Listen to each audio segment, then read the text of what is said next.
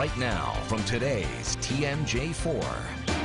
This is Live at 10 Sunday.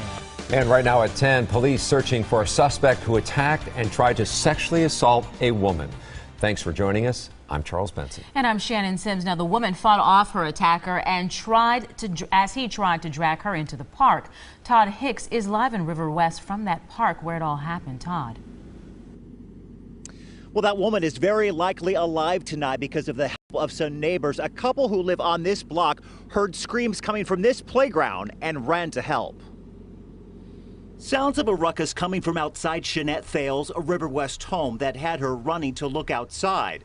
When she pulled back the curtains, the sight of a woman fighting for her life. That's when the screaming and everything began. She was screaming help very loud. The attacker took off after Thales and her husband ran outside to help the woman, who police say was the target of a sexual assault. She was just really crawling for her life. She was really fighting. She fell in my arms and she kept saying that she was going to faint, and I drug her in the house. Thales, who is a nursing student at MATC, helped stop the bleeding and called 911.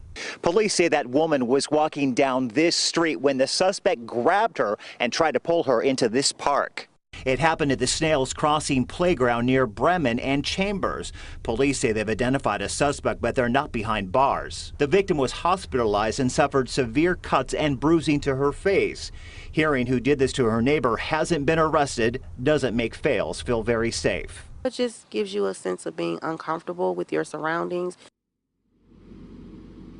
A lot of those neighbors who live around here feel the same way, they tell me, and tonight police say that they are looking into whether this suspect may be connected to other crimes. We're live in River West. Todd Hicks, today's TMJ4.